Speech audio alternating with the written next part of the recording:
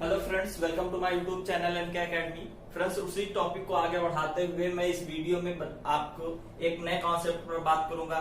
नया कॉन्सेप्ट क्या है उस पर बात करने से पहले आपको बता दूं कि जो पिछले वीडियो में मैंने सीखा था वो क्या सीखा था कि स्टार्ट से nवें पद के बारे में मैंने आपको एक फार्मूला बताया था कि अगर आपको स्टार्ट से nवां पद ज्ञात करना है तो टी आर प्लस 1वां वाला एक फार्मूला बताया था, एनसीआर एक्स की power R n minus R और a की पावर r। ये था आपका कि x प्लस a की होल पावर n के प्रसार में nवां पद क्या था। तो ये था आपका स्टार्ट से nवां पद। स्टार्ट से nवां पद आपका था। और अगर आज मैं बात करूंगा इस वीडियो में कि लास्ट से nवां पद निकालना है तो किस तरह से निकालेंगे, तो उस पर बात करनी है। ठीक है। वीडियो स्टार्ट करने से पहले आपसे एक रिक्वेस्ट है कि अगर आपको वीडियो पसंद आ रहा है, अच्छा लग रहा है, तो प्लीज लाइक करिए, सब्सक्राइब करिए एंड शेयर करिए। ठीक है। वीडियो स्टार्ट करते हैं। हमारा वीडियो का पहला कॉन्सेप्ट आज का क्या है कि nth टर्म फ्रॉम लास्ट, यानी कि लास्ट से nवां पद की बात करेंगे। nth term from last. अब जैसे क्या है कि अगर आप किसी भी एक एक्सपेंशन है, आपके पास एक बाइनोमियल थ्योरम है x प्लस ए की होल पावर n, इसका जब आप प्रसार करेंगे तो लास्ट से nवां पद का गुणांक क्या होगा, nवां पद क्या होगा, क्लियर है, वो ज्ञात करना है। इसका प्रसार करते समय आपने क्या बताया था, देखा था कि अगर इस तरह से इसका प्रसार करेंगे x की पावर n प्लस x की power n minus 1 plus x की पावर n माइनस 2 प्लस इस तरह से आप प्रसार करते चले जाएंगे, लास्ट में x की पावर 0 और इधर a की पावर स्टार्ट करेंगे n से, तो ये आएगा आपका घटते हुए a की पावर 2, a की पावर 1 और a की पावर 0। यहां तक ये आ गया। अब इसके कोएफिशिएंट की बात कर लेते हैं, यानी गुणांक की बात कर लेते हैं। तो किस तरह से गुणांक निकाले जाते थे आपको बताया था। nc0 से स्टार्ट करते हैं, इसका गुणांक क्या है, nc0 nc1, इस तरह से इसका गुणांक क्या है आपका nc2 और इस तरह से लास्ट में इसका गुणांक क्या होगा, ncn। ये भी आपको बताया था कि शुरुआत से पहला पद का गुणांक और लास्ट से पहले पद का गुणांक, शुरुआत से दूसरे पद का गुणांक और लास्ट से दूसरे पद का गुणांक सेम होता है। ये भी बात मैंने बताई थी। nवें पद की बात हो रखी थी, वो भी आपको क्लियर करा दी थी। अब हम बात करेंगे लास्ट से nवें पद की। तो लास्ट से जो nवां पद होता है वो स्टार्टिंग से कौन सा पद होता है, यानी एक यहां से आपको स्टेटमेंट याद रखना है कि nth term from last, nth term from last ये बराबर होता है किसके, n माइनस आर प्लस टूथ टर्म, यानी सेकेंड टर्म, यानी n माइनस आर प्लस 2वें पद के स्टार्टिंग से, फ्रॉम टर्म फ्रॉम स्टार्टिंग। जैसे अगर आपको कोई भी एक्सपेंशन दे रखा है तो उसका nवां पद स्टार्टिंग से जो nवां पद होगा, सॉरी लास्ट से जो nवां पद होगा वो शुरुआत से n माइनस आर प्लस 2वां पद होगा। ये बात आपको समझ आनी चाहिए। यही आपको याद रखना है कि जो आपका nth टर्म है लास्ट से nth टर्म, ठीक है, वो n माइनस आर प्लस 2वें पद के बराबर होगा स्टार्टिंग से। जैसे अगर यहां से मैं एक बात करूं किसी क्वेश्चन की, तो क्वेश्चन क्या है ये याद रखना है आपको, जो बताया था क्वेश्चन किस तरह से कह रहा है ये समझते हैं।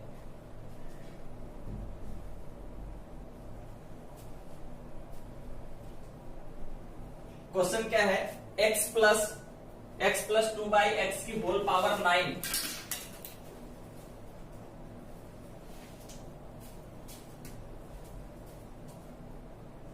x प्लस 2 बाई एक्स की होल पावर 9, ये क्वेश्चन है आपका, के प्रसार में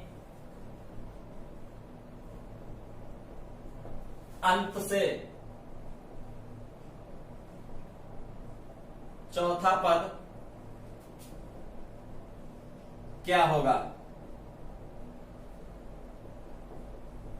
आपको ये ज्ञात करना है कि इस तरह से आपका कोई भी एक्सपेंशन दे रखा है तो आपको इसके प्रसार में लास्ट से जो चौथा पद है वो क्या होगा। अब आप एक बात बताइए, मैंने क्या बताया है कि जो शुरुआत से n माइनस आर प्लस 2वां पद है यही क्या है आपका लास्ट से nवां पद, फ्रॉम लास्ट। ठीक है, अब क्या करेंगे, यहां से इसके एक्सपेंशन में टोटल पद कितने होंगे, आपके टोटल पद कितने होंगे 10, 1 2 3 4 5 6 7 8 9 10, ये समझ लो इसके पद होंगे अलग अलग। अब कह रहा है कि जो लास्ट का चौथा पद है, लास्ट का चौथा पद यानी ये वाला, यही तो है लास्ट से चौथा पद 7वां, और ये स्टार्टिंग से कौन सा पद है। अगर हम देखेंगे n बराबर कितनी वैल्यू है, n बराबर 9 और r की वैल्यू कितनी थी आपकी 4, चौथा पद हमको ज्ञात करना है। तो फार्मूले में रखिए n माइनस आर प्लस 2, जब आप इसको रखेंगे तो ये क्या आएगा आपका 9 माइनस 4 प्लस 2, ये आपका आ जाएगा 9 माइनस 6, तो इस तरह से आपका आ जाएगा 9 माइनस ये आपका आ जाएगा 9 2 11 माइनस 4, इस तरह से 7, यानी कि वही 7 वाला पद आ रहा है ये जो लास्ट से चौथा पद था। इस तरह से अगर आप n माइनस आर प्लस 2 करके निकालेंगे तब भी वही पद आ रहा है 7वां पद, अगर आप n माइनस आर प्लस 2 करेंगे तब भी यही पद आएगा।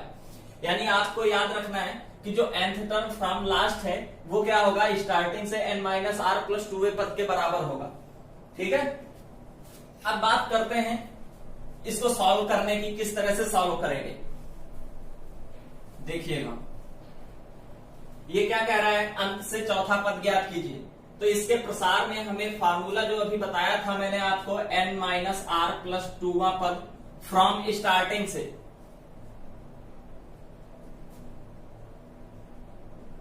फ्रॉम स्टार्टिंग, ये किसके बराबर होगा, nth टर्म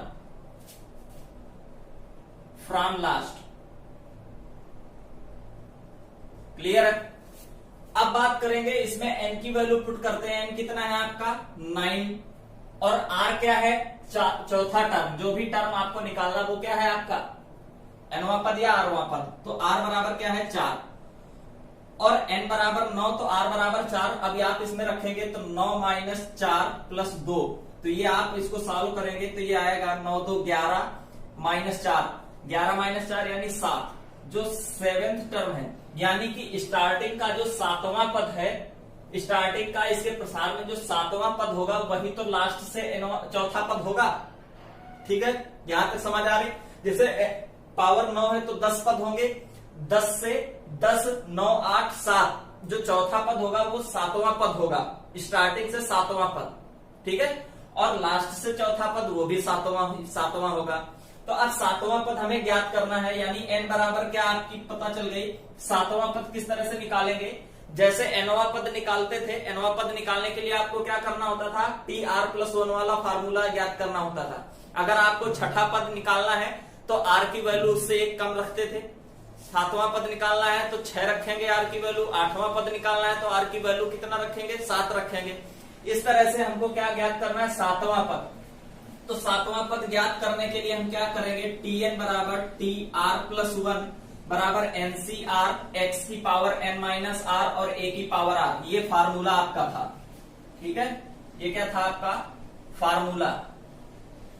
अब क्या करेंगे, इसमें tr की वैल्यू आप कितनी रखेंगे कि 7वां पद n बराबर 7 आ जाए, n बराबर 7 आ जाए, तो यहाँ पर r की वैल्यू 1 कम रखेंगे 7 से, तो आपका आ जाएगा t6 प्लस 1 बराबर। अब ncr इसमें फार्मूले में पुट कीजिए वैल्यू, तो n की वैल्यू कितनी है 9 c 6, r की वैल्यू 6 और x की वैल्यू कितनी है यहाँ पर x, तो x की power n minus r, n कितना है 9, 9 माइनस 6, 9 माइनस 6 कितना हो जाएगा 3, तो ये कर दिया आपने 3। इस तरह से अब अगला पद क्या है, a की पावर r, a कितना है 2/x और इसकी पावर r कितना है 6।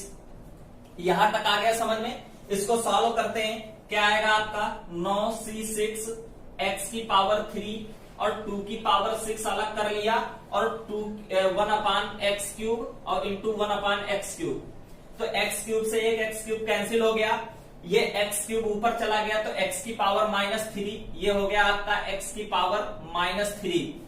तो अब ये एक्स क्यूब खत्म हो गया, ये हटा दिया, बचा क्या आपका एक्स की पावर -3 और 2 की पावर 6, तो ये आपका बच गया 2 की पावर 6 और एक्स की पावर -3। यही आपका क्या है T7 है। और T7 क्या था, स्टार्टिंग से 7वां पद और लास्ट से जो चौथा पद था वही क्या है आपका ये निकल के आया। तो आपको इस तरह से करना है, यानी कुल मिला के आपको याद क्या रखना था कि जो लास्ट से nवां पद होता है वो स्टार्टिंग से n-r+2वां पद होता है, n-r+2वां पद, ये n-r+2वां पद। ये कॉन्सेप्ट था। ये आगे बढ़ते हैं, इस पर एक क्वेश्चन मैंने देख लिया, इसकी जब एक्सरसाइज कराएंगे तो इससे संबंधित और भी क्वेश्चन हमें देखने हैं, क्योंकि इसमें मैं कॉन्सेप्ट क्लियर करा रहा हूं। आगे बढ़ते हैं, दूसरा कॉन्सेप्ट। अब होता क्या है, आगे बढ़ते हैं और मिडिल टर्म की बात करते हैं। मिडिल टर्म का मतलब होता है मध्य पद। अब देखिएगा मध्य पद कैसे ज्ञात करेंगे। तो मिडिल टर्म की जब बात करते हैं या मध्य पद की बात करते हैं तो क्या होता है कि सपोज दैट आपके एक एक्सटेंशन दे रखा है x+a की होल पावर 2 का, और सॉरी 1 का दे रखा है, और x+a की होल पावर 2 का दे रखा है, x+a की होल पावर 3 का है, और इस तरह से x+a की होल पावर 4 का है। इस तरह से देखते हैं कि मध्य पद ज्ञात करने के लिए इसका एक्सपेंशन किस तरह से होगा, x+a की होल पावर 2 है तो आएगा आपका x² + 2xa+a²। इस तरह से ये आएगा x3 x³ + 3a² इस तरह से इसका एक्सपेंशन आप जब करेंगे तो क्या आएगा, x की पावर 4 प्लस क्या आएगा आपका x की पावर 3, और अगला क्या आएगा x² प्लस अगला आएगा आपका x की पावर 1 और x की पावर 0। इस तरह से यहां आएगा आपका a की पावर 4, a की पावर 3, a की पावर 2, a की पावर 1 और a की पावर 0। तो a की पावर 0 1 हो गई वैल्यू, ये भी क्या हो गई 1, तो ये आ गया आपका a की पावर 4। जब आप इसका गुणांक ज्ञात करें तो गुणांक क्या आएगा, 1 1 लास्ट में थे और इसमें जोड़े 3 और 1 4, 3 3 6, इधर हो गया 3 और 1 4 और इधर हो गया 1। तो ये क्या हो गया, इसका प्रसार हो गया x+a की होल पावर 4 का। अब यहां से आप एक चीज देख पा रहे होंगे कि अगर आपकी पावर सम है, यानी कि n की वैल्यू कैसी है, सम है, यानी कि ऑड है, तो जब ऑड होंगे यानी इसमें पदों की संख्या कितनी है, एक पावर है तो 2 पद हैं, ये बात समझ आ रही है, 2 पावर है तो 3 पद हैं। अब जब आप इसमें सम पावर ले रहे हैं तो 3 पद आ रहे हैं, और 3 पद में से आप मध्य पद आराम से बता देंगे कि ये वाला मध्य पद है इसमें। लेकिन जब विषम पावर होती है तब आपका मध्य पद निकालना बहुत मुश्किल होता है। आप इसके और इसके बीच का मध्य पद कैसे ज्ञात करेंगे, आपको दिखाई दे रहा है, क्या मध्य पद आप इसमें से बता सकते हैं, नहीं। तो आप क्या करते हैं, n की वैल्यू में 1 जोड़ते हैं और आधा करते हैं, क्लियर है। और इसमें क्या होता है कि जब x+a की होल पावर 2, यानी जब 2 क्या कैसा होता है आपका, n सम होता है तब और m विषम होता है तब, यानी कि इवन।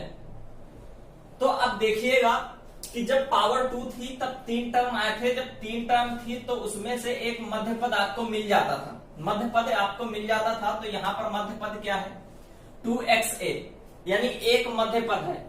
तो आपको याद क्या रखना है कि जब पावर आपकी सम होगी तो एक मध्य पद होगा, और वो मध्य पद कौन सा होगा, आपको फॉर्मूला याद रखना है, n/2 + 1। n/2 + 1वां पद जो होगा ये कैसा होगा, आपका मध्य पद होगा। एक पद होगा जब n सम होगा तब एक मध्य पद होगा। आप यहां देख रहे होंगे कि जब 2 है सम है तो यहां पर एक मध्य पद है। इसी तरह से जब पावर 3 होगी, सपोज दैट यहां पर विषम पावर है 3 है, तो यहां पर मध्य पद देखो कितने हैं, जब 3 पावर है तो पद कितने आ रहे हैं, 4। तो यहां पर 2 मध्य पद आएंगे आपके, कौन कौन से, एक तो ये वाला पद आएगा, दूसरा वाला और तीसरा वाला, यानी आसपास के दोनों पद कैसे आ रहे हैं, परस्पर बराबर के जो भी पद हैं वो मध्य पद आ रहे हैं। तो यहां से आपको एक बात याद रखनी कि अगर n विषम है तो दो मध्य पद होंगे,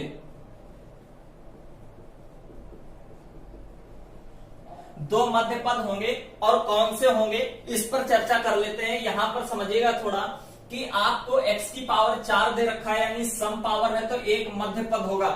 जब 4 पावर है तो 5 क्या होंगे, पद होंगे। तो शुरुआत के ये दो छोड़ दो और लास्ट के ये दो छोड़ दो, जो बीच का ये पद हुआ ये एक मध्य पद हुआ। ये क्या है आपका मिडिल टर्म। यहां तक समझ आ रही। यहां पर हम आपको इतना करने के बाद हम सिर्फ इतना बताना चाहते हैं कि अगर आपकी पावर सम है तो उसमें आपके एक मिडिल टर्म होगा, और अगर विषम है तो दो मिडिल टर्म होंगे। अब कैसे ज्ञात करेंगे ये अब सीखते हैं, देखिएगा।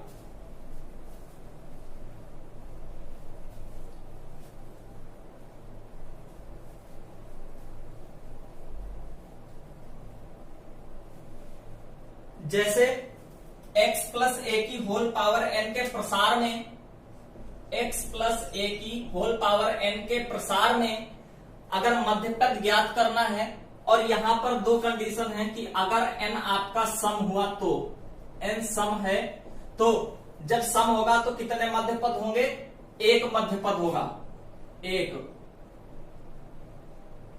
वो आपको मैंने इससे पहले करके दिखा दिया, एक मध्य पद होगा। क्लियर है।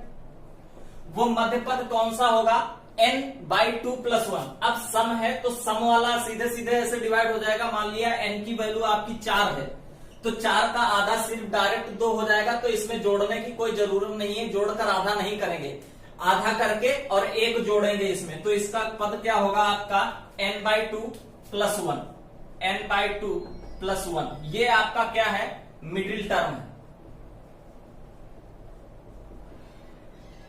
इसी तरह से अगर n क्या हुआ आपका, विषम हुआ, n कैसा है, विषम, तो यहां पर आपके दो मध्य पद होंगे, दो मध्य पद। क्लियर है। दो मध्य पद होंगे। कौन कौन सा मैंने आपको बताया था, परस्पर बराबर के पास पास वाले मध्य पद होते हैं। अगर पहला पद मध्य पद दूसरा है तो दूसरा वाला मध्य पद जो होगा वो तीसरा होगा। अगर पहला पद तीसरा है तो दूसरा पद चौथा होगा। इस तरह से क्या होगा कि इसमें दो मध्य पद होंगे। कौन कौन से, अब n बराबर अगर आप 5 ले रहे हैं तो क्या ये 2 से डिवाइड हो जाएगा। यहां पर तो n अगर 4 थी तो 2 से डिवाइड हो जाती पूरी तरह से, तो क्या कुछ जोड़ने की जरूरत नहीं थी इसमें। लेकिन अगर n बराबर 5 लेते हैं तो ये 2 से नहीं कटेगा, इस वजह से इसमें एक जोड़कर, ये ऐसे आपको याद रखने के लिए बता रहा हूं, एक जोड़ करके आधा करते हैं। तो इसमें क्या करते हैं, एक जो पद होगा वो क्या होगा, n + 1/2। यहां पर इतना कंफ्यूजन हो जाता कि आधा करके जोड़ें या जोड़ करके आधा करें। ठीक है, ये समझना है। एक पद क्या हो जाएगा, n + 1/2 मध्य पद, और दूसरा इसके आगे वाला एक पद यानी n + 1/2 और +1, ये वाला पद, ये क्या होगा आपका मिडिल टर्म होगा। यहां तक समझ आ गए। एक क्वेश्चन को देखते हैं, क्वेश्चन किस तरह से पूछा जाता है, ये याद रखना। मोस्ट इंपॉर्टेंट प्रॉपर्टी आपकी याद रखने वाली है, एग्जाम में बहुत पूछा जाता है, इससे संबंधित एक मध्य पद पूछा जरूर जाता है, तो आपको इस तरह से याद रखना है। आपको एक क्वेश्चन करके बताते हैं, क्वेश्चन किस तरह से पूछा जाता है, ये याद रखिएगा। वीडियो समझ आ रहा है, अच्छा लग रहा है तो प्लीज लाइक करिए, सब्सक्राइब करिए एंड शेयर करिए। ठीक है। क्वेश्चन किस तरह से पूछा जाता है कि सपोज दैट एक क्वेश्चन आपको दे रखा है, क्वेश्चन नंबर 1 क्या है कि 2x + 3 की होल पावर 5 के मध्य पद ज्ञात कीजिए, मध्य पद ज्ञात कीजिए।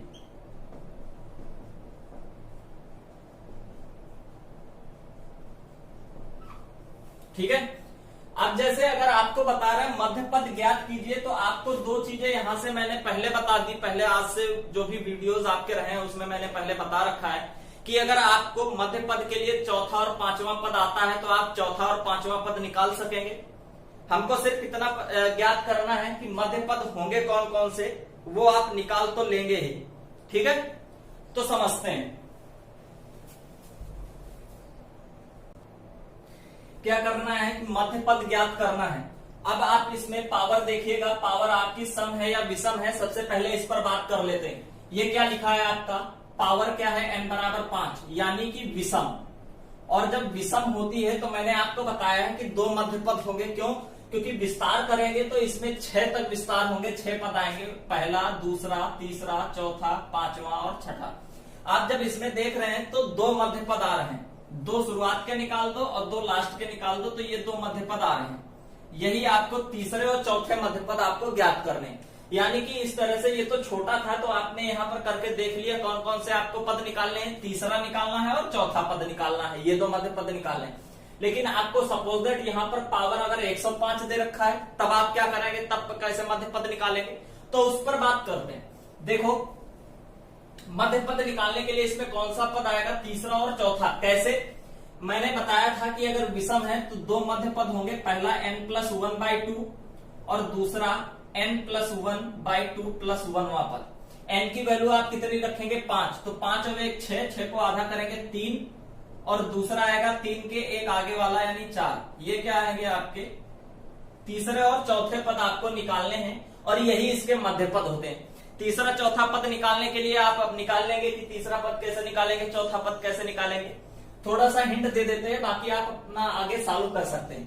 तीसरा पद निकालने के लिए अगर tn बराबर लेंगे हम तो tr+1, तो r की वैल्यू कितनी लेंगे हम, t2+1। तो यहां से आप कैसे निकालेंगे, ये तीसरा पद है यानी t3, तो ये आएगा आपका NCr, r की वैल्यू 2 और a की पावर r यानी 2x की पावर n-r कितनी होगी, 5 से 2 गया 3, और a की पावर r, a कितना है 3 और इसकी पावर r। ये आपका तीसरा पद आएगा यानी थर्ड टर्म आएगा। और यही आपका क्या है, एक मिडिल टर्म है। पहला मध्य पद ये निकल आया, और दूसरा मध्य पद क्या आएगा, t3 आएगा एक, और एक क्या आएगा t4।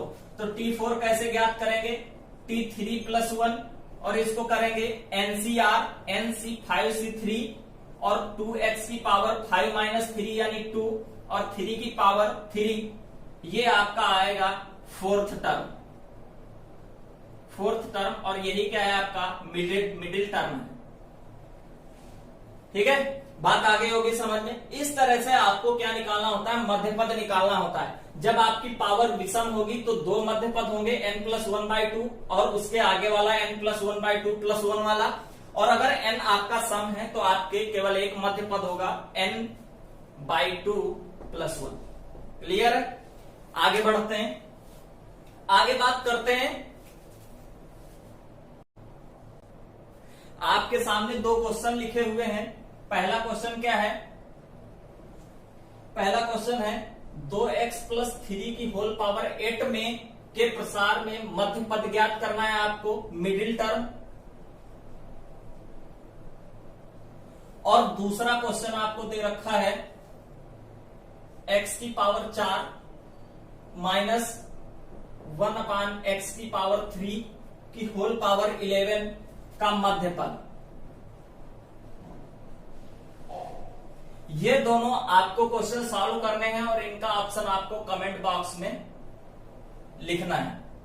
ठीक है, सेम उसी फंडे पर बेस्ड है, उसी कॉन्सेप्ट पर बेस्ड है। आपको इन दोनों को सॉल्व करना है और उसमें आपको कमेंट बॉक्स में उसका आंसर लिखना है।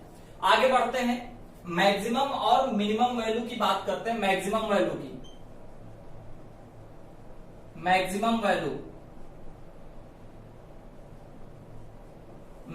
यानी अधिकतर वैल्यू की बात करेंगे तो ये क्या होता है कि एनसीआर की मैक्सिमम वैल्यू अगर मैं बात करूंगा, शुरुआत में एनसीआर की मैक्सिमम वैल्यू n बराबर 4 पर मैक्सिमम वैल्यू आपको ऑप्शन दे रखे हैं NC0, दूसरा है NC1, तीसरा है NC2, चौथा है NC3, पांचवा है NC4। अब इसमें से आपको वो ज्ञात करना है कि जिसकी n बराबर 4 पर मैक्सिमम वैल्यू किसकी होगी। तो n बराबर 4 आप रखेंगे तो ये क्या हो जाएगा 4c0, ये 4c1, 4c2, ये हो जाएगा आपका 4c3 और ये हो जाएगा 4c4। आपको मैंने बता रखा है कि अगर nc0 और NCN और NC0 की जो वैल्यू होती है वो क्या होती है 1, NCN और NC0 इसकी जो वैल्यू होती है वो 1 होती है। तो यहां से NCN और NC0 ये क्या हो गई, इसकी दोनों की वैल्यू क्या आ गई आपकी 1, ये 1 आ गई, इसकी वैल्यू 1 आ गई। फिर बात करते हैं 4C1 की वैल्यू कितनी आएगी आपकी 4। जब आप इसको सॉल्व करेंगे, कैसे सॉल्व किया जाता है मैंने आपको कल बताया था कि 4C1 को सॉल्व करना है तो 4 फैक्टोरियल अपान 3 फैक्टोरियल अपान और 1 फैक्टोरियल। तो आप 1 फैक्टोरियल को तो हटा दीजिए, इसको ओपन करते हैं 4 इंटू 3 फैक्टोरियल, 3 फैक्टोरियल से ये कैंसिल, तो ये आ गया आपका 4। तो इस तरह से 4C1 की NC1 की वैल्यू आपकी क्या होती है ये भी याद रख लीजिए, NC1 की वैल्यू आपकी n आती है। तो इस तरह से ये इसकी वैल्यू 4 हो गई। जब आप इसको सॉल्व करेंगे तो NC2 यानी 4C2 की वैल्यू कितनी आएगी आपकी 6,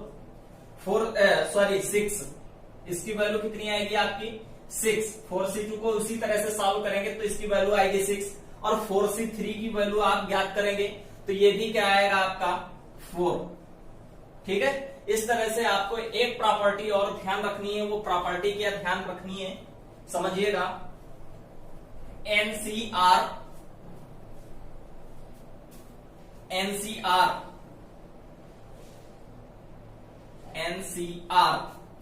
ये बराबर होगा आपका NC n माइनस आर के। ठीक है, NCR बराबर होगा NC n माइनस आर के।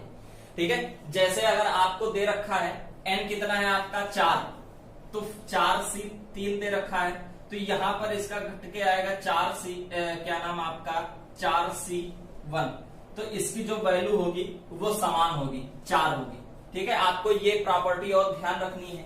तो इस तरह से आप इसकी मैक्सिमम वैल्यू निकालते हैं। और एक बात ध्यान रखिएगा कि मिडिल टर्म थी, इस वजह से मैक्सिमम वैल्यू की मैंने आपको कॉन्सेप्ट बताया है।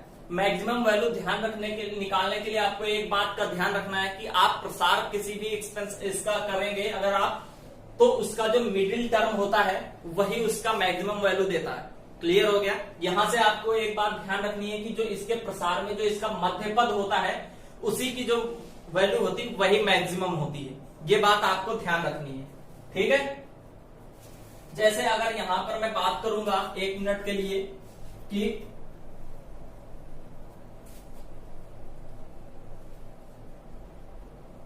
NCR अगर आपको दे रखा है मैक्सिमम वैल्यू ज्ञात करने के लिए तो करना क्या है देखिएगा,